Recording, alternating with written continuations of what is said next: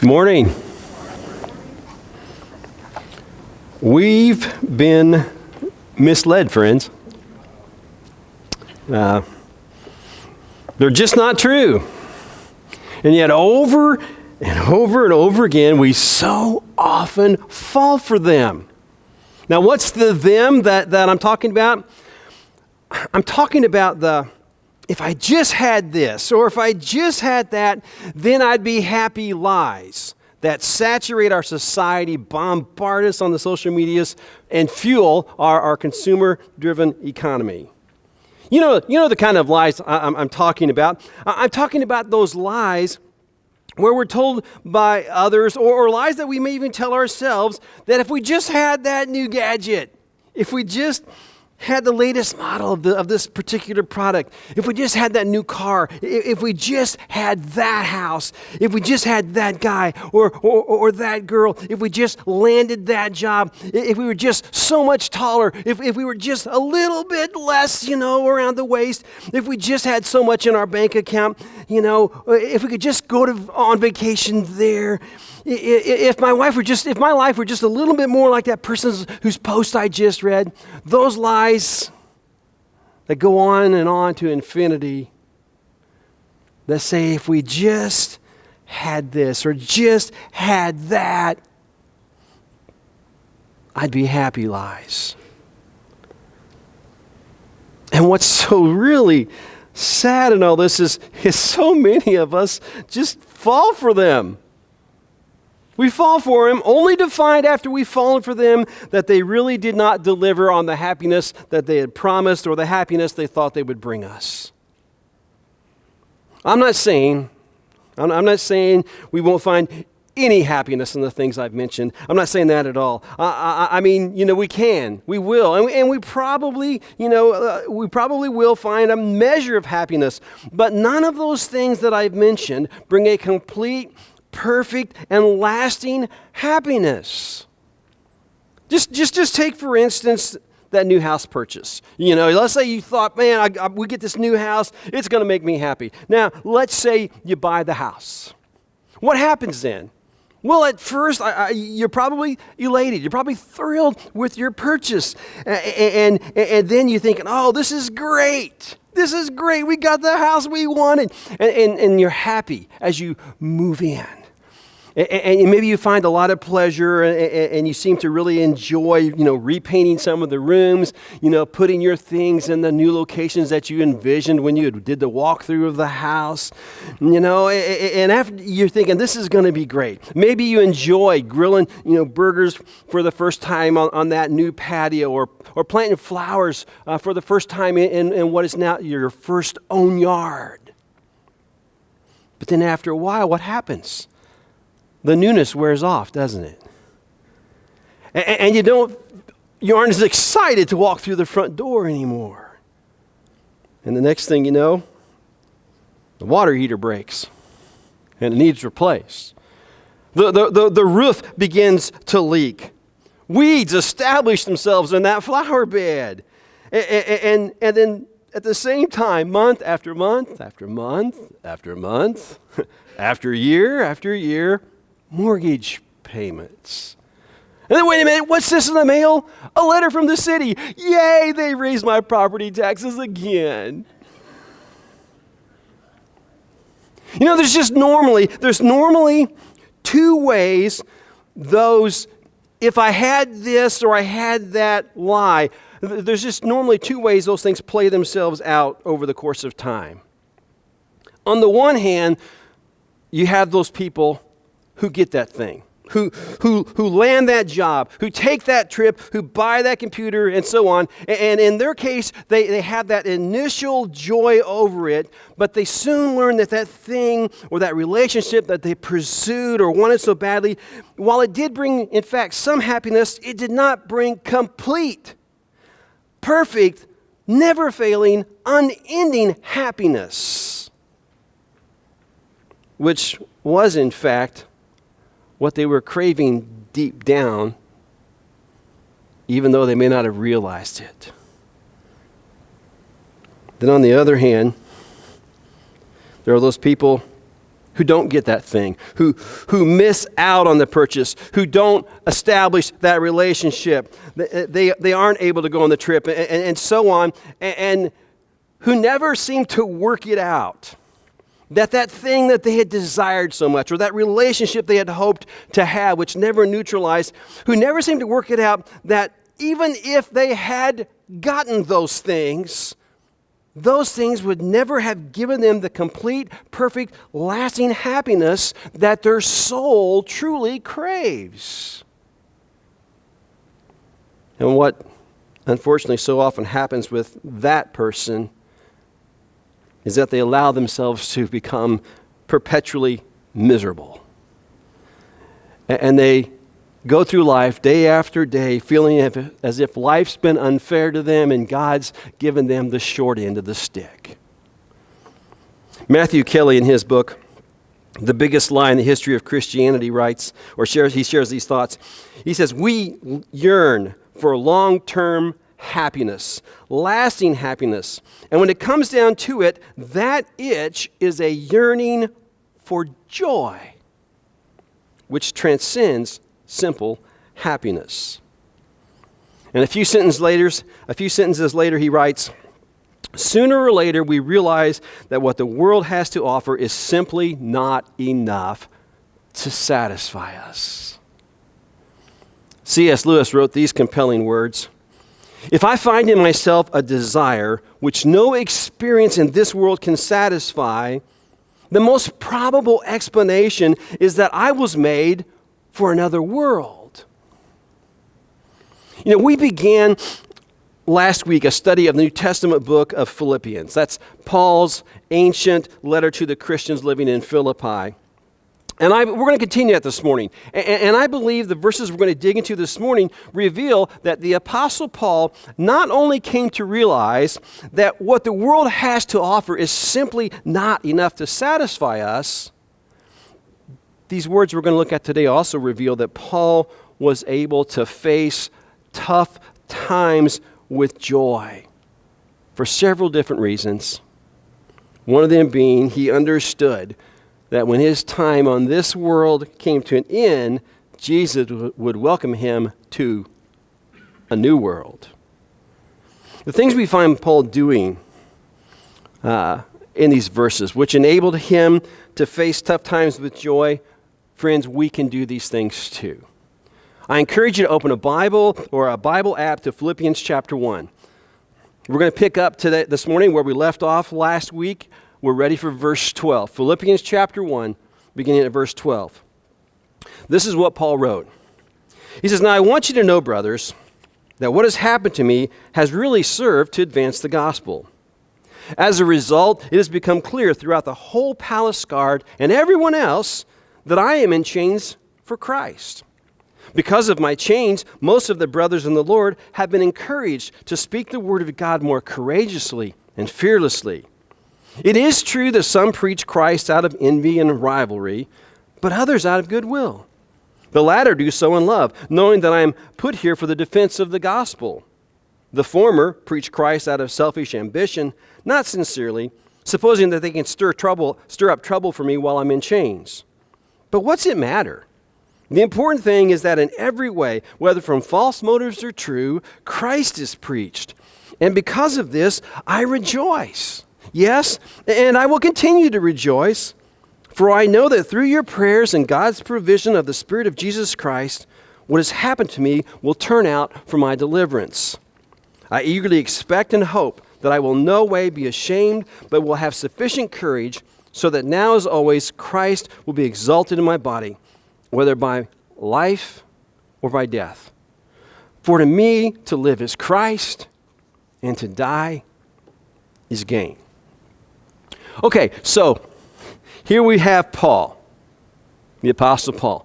Since becoming a Christian, okay, the guy's been in a shipwreck. He's had an angry mob stone him and leave him for dead. He's been beaten because of his faith in Christ. He's been whipped at least 3 times. At the time of his writing this letter to the Christians in Philippi, he's wearing chains. He's under house arrest in Rome. Now, if there was ever a guy who had a right to sing the blues or to bellow out some sad country tune like old hee-haws, gloom, despair, and agony on me, it was Paul. But I feel confident in saying that that's not the kind of thing that you would have heard if you were perched outside of Paul's place of imprisonment. Now, as incredible as it may seem, I think what you would have heard from Paul would have been more along the lines of something we sang this morning. Blessed be the name of the Lord. Or maybe, this is a generational thing, there's joy in serving Jesus. Or maybe, I've got the joy down in my heart. Or maybe, I'm trading my sorrows. I'm trading my pain. I'm giving it all up for the joy of the Lord. Had Paul lost his marbles? I mean, you look at the guy's situation, and what's he doing? He's writing a letter that's just full of the word joy. Makes you wonder if one of those stones hit him just so. Kind of left him a little goofy or something. I mean, had everything Paul had been through left him a few fries short of a Happy Meal? Kind of makes you wonder, doesn't it, at first? But as you dig into the text and you look at his life, you realize that's not the case at all. In fact, you find that when Paul wrote this letter, he was thinking as clearly as ever. In fact, he may have been thinking more clearly than he had ever thought before. By this point in his life, after all of those experiences that he's had because of his faith in Christ, Paul had learned, as he writes in the last chapter of this letter, quote, the secret of being content in any and every situation, unquote. But what I want you to see this morning, what I want you to understand is that the Apostle Paul's got a lot more going on here than his just being content to accept his lot in life. Paul, you see, he's not only learned how to be content in any and every situation, Paul has learned how to have joy in any and every situation, including his being imprisoned for telling other people what he believed about Jesus. I mean, isn't this incredible? So how did he do it? What was it that made it so that he could rejoice in spite of all the pain and all the suffering that he's endured? What enabled this guy to maintain a sense of joy while living, day after day with some pretty tough stuff? Well, I believe one reason that Paul was able to have such an amazing attitude during such a tough time in his life was his belief and his trust that God was with him and that God was at work in his situation to bring good out of it. In verse 19, Paul wrote about God's provision. We read that, about Paul saying, God had provided the Spirit of Jesus Christ. And with those words, what Paul is letting us know is he knows he's in prison, but God's not abandoned him. He knows God is with him. Now, this may sound a little strange when I say it, but I believe it's true. Mature faith in Jesus Christ involves childlike faith. Now, when I say mature faith in Jesus involves childlike faith, I don't mean that mature faith is uninformed. What I mean is mature faith involves a very deep trust. Let me explain. Let's say, okay, kind of imagine this in your mind, this situation. Let's say it's storming outside. Let's say the wind's blowing really hard. It's just pouring down rain. It's thundering. There are lots and lots of flashes of lightning taking place. And let's just say that this storm is taking place at night and it's caused an infant or a toddler or a young child to wake up. Now, y'all know where this is leading, right? You know what happens next. I mean, if the kid is too small to get up and go to where mom or dad is at, what's that child start doing? That child starts crying, right? Because what? They want to be with mom and dad. If they're old enough, or if they're able, to get out of their bed and hightail it to their parents' room, that's what they do. They run, and then they what? They jump and they crawl in bed right next to mom or dad. And then, even if the storm continues to rage for hours, what usually happens? The kid falls back asleep. They fall back asleep. Why? Because they've got this deep trust that mom and dad's there for them and will get them through that storm. Now, it's an uninformed trust because the reality is mom and dad have no power at all to control the severity of the storm, but you see, the kid doesn't know that. It just knows that mom and dad's been there for them.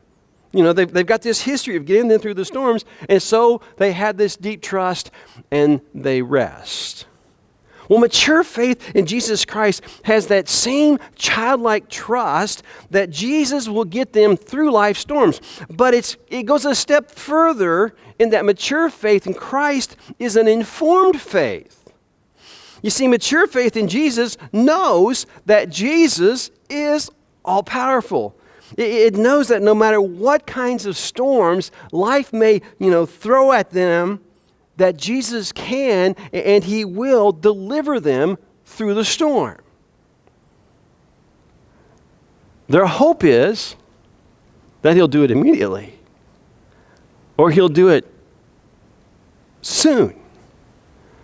But their trust is that even if He doesn't do it immediately or soon or when they want, their trust is that He will ultimately deliver them. If we put our hope and trust in Jesus Christ, friends, we've got His promise that He will never, ever leave us nor forsake us. He will always be with us no matter what. And Paul was there in prison. And Paul knew, you see, that Jesus was with him. And Paul also knew God was working through that tough situation that he was in to bring about some good. In fact, Paul had already begun to see some of the good that God was bringing out of the tough situation he was in. Paul wrote, "What's happened to me has really served to advance the gospel." Although the shipwreck, the snake bite that I didn't mention, the beatings, the whippings, the stoning, all of that, Paul says, what's happened to me, all of that, my imprisonment, all of it, he says, has really served to advance the gospel. Understand this, long before Paul had been arrested, he had hoped for the opportunity to go to Rome and to preach to the people of Rome the good news about what God had done for men through Jesus Christ. And now, at the time of writing this letter, here he is, he's in Rome. Now, preaching while under arrest surely wasn't what Paul had in mind. But still, you see, Paul saw how this imprisonment opened a door for him to preach to people in Rome. And so in spite of the chains, in spite of being under house arrest, Paul was making the most of the opportunity, and he was preaching to anyone he could in Rome who would come and listen to him. And Paul saw through all of that as a result that the gospel was advancing. Meaning that there were people in Rome who were becoming Christians, people whose lives were being transformed and whose eternal destinies were being changed. I doubt I'll ever forget the very first time I preached through Paul's letter to the Philippians. It was a little more than 30 years ago. Not long after I accepted my first preaching ministry. On the Sunday that I preached through this text that I've just read, I zeroed in on the idea that Christians can have joy in spite of difficult people and hardship. And I talked about how people and how circumstances can rob us of our momentary happiness, but not of our eternal joy.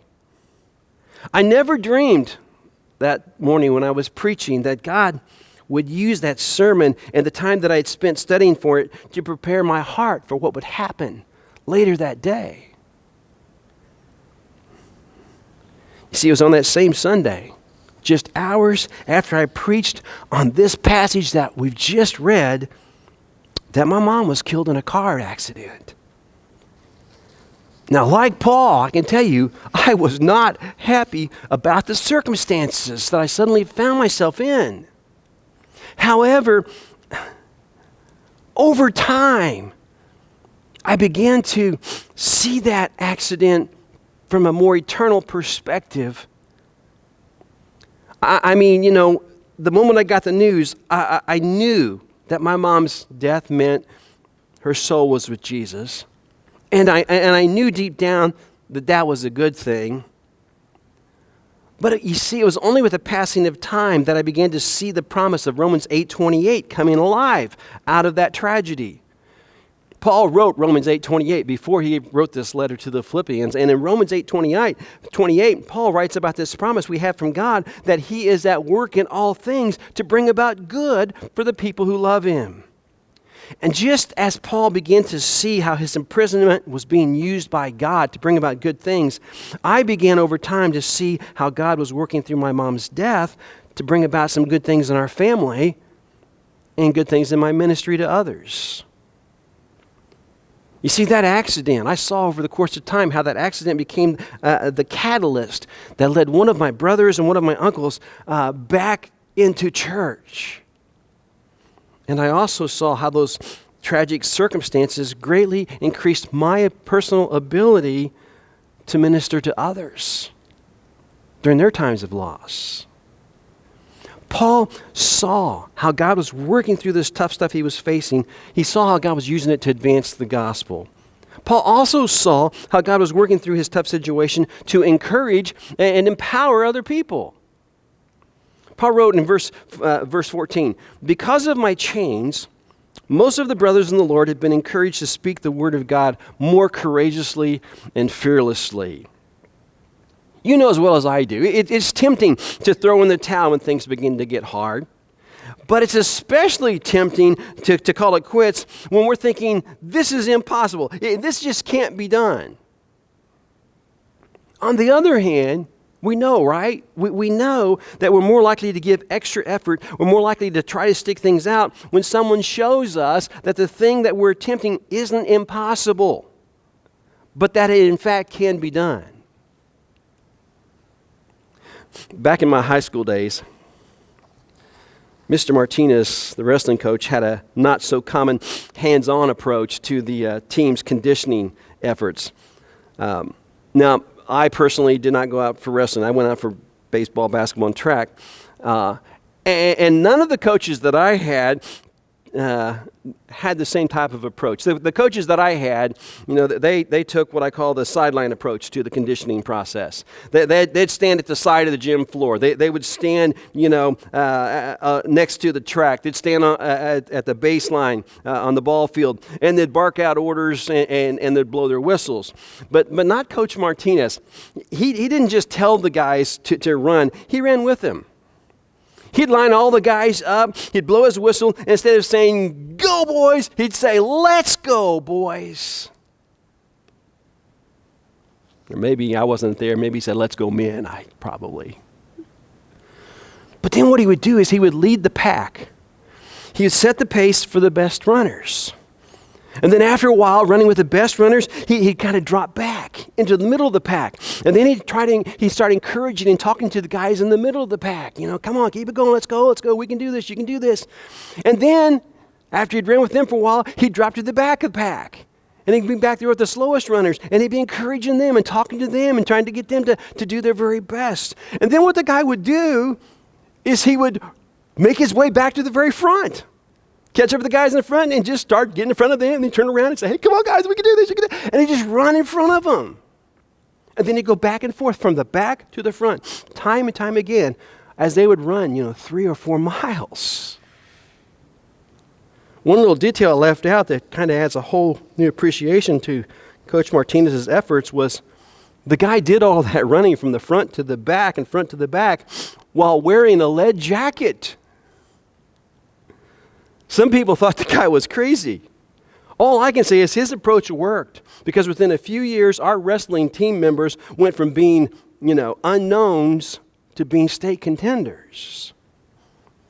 That same come alongside approach, it's proven successful in AA, in ILAC, in divorce care, and a lot of other programs where people draw encouragement from others who can say to them, listen to me. I've been there, done that, and I made it through, and so can you. And hear me on this, friends. The fact is, most of the problems, most of the frustrations that you and I are facing right now or will face in the future have been faced by others who have gotten through them. And most of the problems that we now face or have faced in our past trouble other people. And know this, in the midst of trouble, people search for answers. They look for some anchor, something that can give them hope. And one of the most important things that you and I can do as Christians for these people is show them that faith, friends, is more than some whimsical, wishful theory. We need to help people to see that faith is more than a simple acceptance of a truth. It's more than just a mental affirmation about the deeds some guy did, historically some 2,000 years ago. We need to show people that a living faith is a possibility. It is a working reality, that a living faith dramatically improves life now for us through a relationship with Jesus Christ. And we do this when we show others how our relationship with Jesus helps us through tough times. By the way, I think it's important for us to see that God can use our tough times to reveal our loyalty and enhance our witness. Paul wrote that as a result of the things that had happened to him, it had become clear, become evident, some versions of the scriptures say, throughout the whole palace guard and to everyone else, that he was in chains for Christ. You see, Paul's imprisonment, his reactions to it, not only revealed his loyalty to Jesus, they enhanced his witness by working together to convince people that Paul really believed what he was saying about Jesus. Back when I lived in Belleville, I couldn't help but notice on Main Street this barber shop that always flew a Chicago Cubs flag. Of course, I couldn't help but notice it because being a Cubs fan, down here in Cards Country. Well, I drove by that shop dozens of times before I noticed that during the baseball season, there was always a second flag on display as well. While the same Cub flag was always on display, the second flag changed frequently. The second flag either had a smiley face on it or a sad face on it, depending upon whether or not the Cubs had won their last ball game. Now, I don't know if that barber, still operates that barber shop or even if that barber shop is still open. What I do know is that in the years I lived in Belleville, when I drove by that barber shop, I was convinced that there, behind the walls of behind the glass in the barber shop, I could see the guy in there working, that there was a loyal fan. Because whether or not there was a smiley face or a sad face flying on the second flag, the Cub flag was always present. Tough times, man. The last 2 decades have been tough on Cub fans, with the one exceptional year, but tough times, man. They expose our loyalty or lack of it. Not only for our favorite sports teams, folks. And by the way, I'm a Bears fan, if you saw what they did this year. Tough times not only expose our loyalty or lack of it to our favorite sports teams, more importantly, they expose our loyalty or lack of loyalty to God. You see, when things get rough or situations get hard in life, some people bail on their faith. They get angry. They grow bitter towards God because God didn't do for them what they thought God should have done for them. And of course, they know what's best, right? In the short years that they've lived on this life, on this planet, they know what's best. They know better than what an eternal being knows is best for them.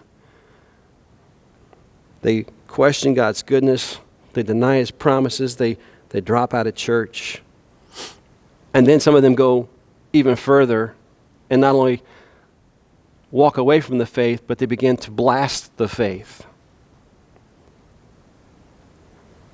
On the other hand, though, you've got those people who, rather than run from God in tough times, they run to him.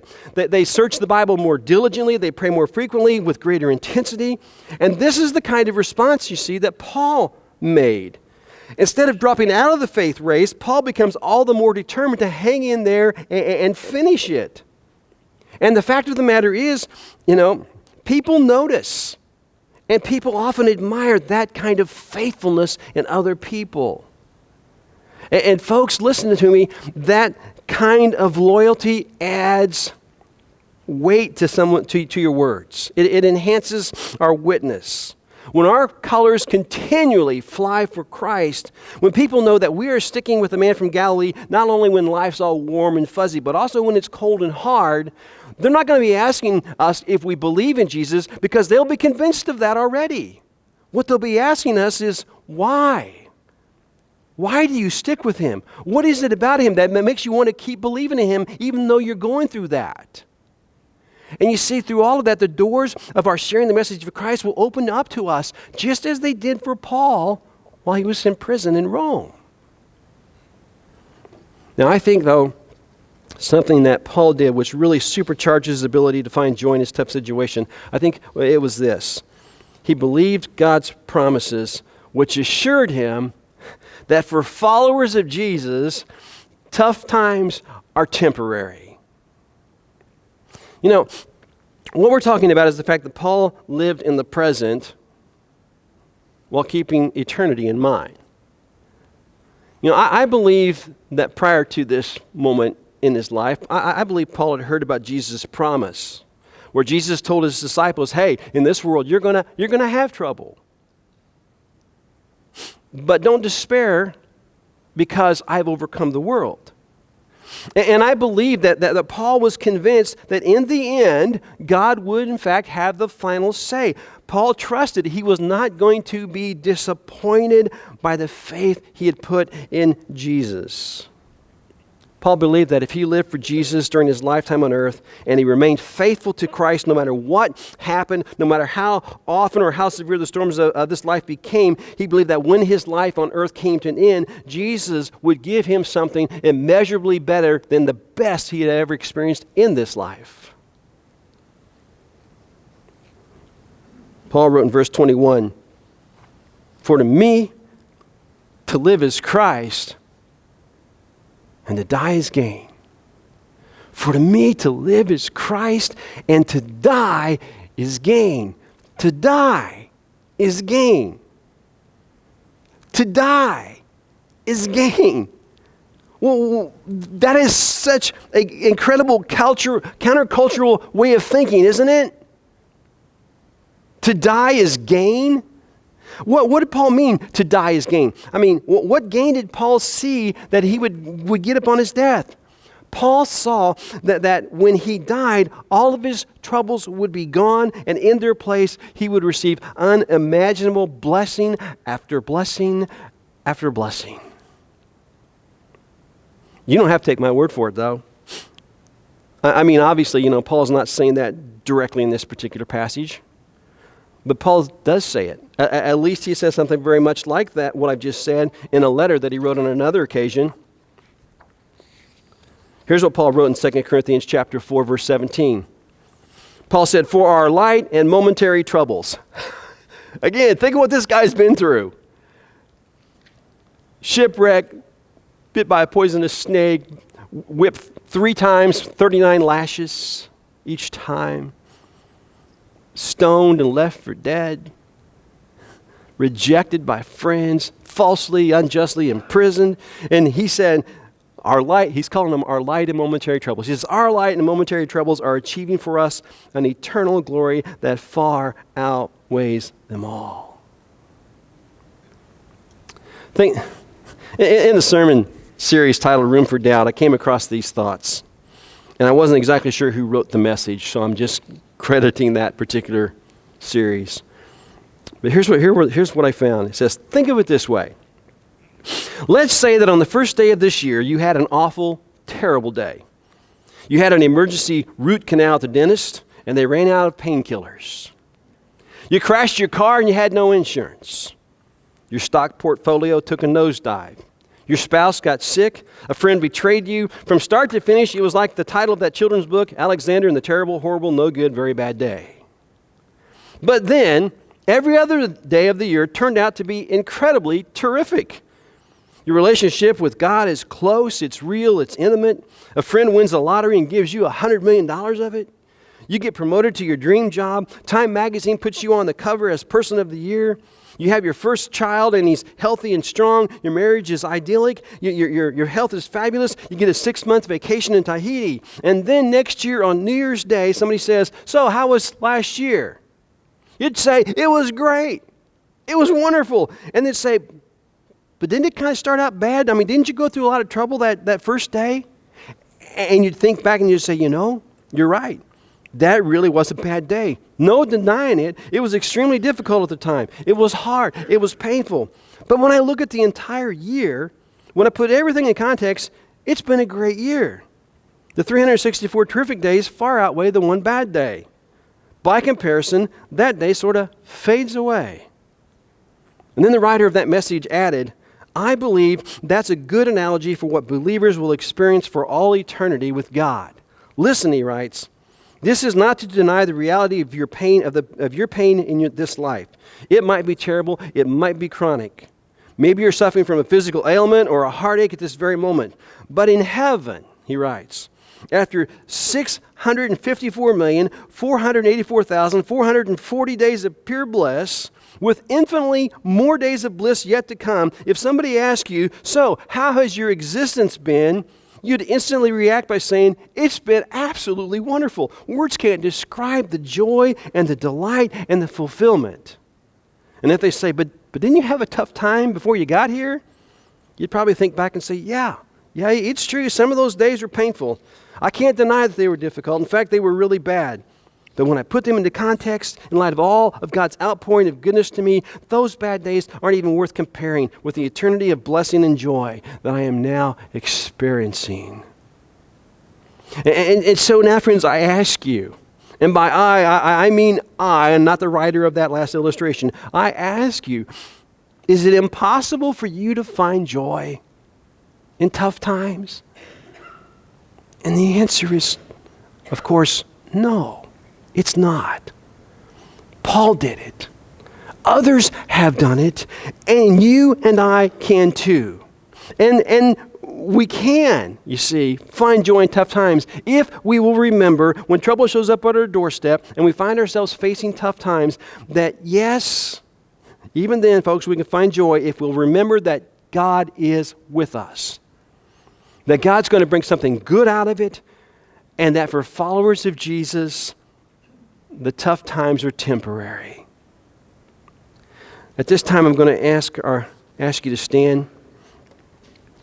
I'm going to ask you to stand. And as our worship team comes forward, and they prepare to lead us in this next song, I want to encourage those of you right now who are going through a tough time to ask God to help you to see your tough situation the way Paul saw his tough situation. I want to encourage those of you who are not going through a tough situation right now to ask God to help you to remember the things that have been shared this morning so that when you do face a tough time, that you'll be better equipped to deal with it.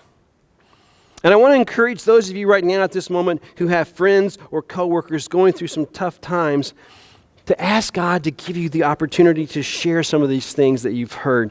Ask Him to give you the wisdom to recognize the opportunity, and ask Him to give you the courage to take advantage of the opportunity when He presents it to you.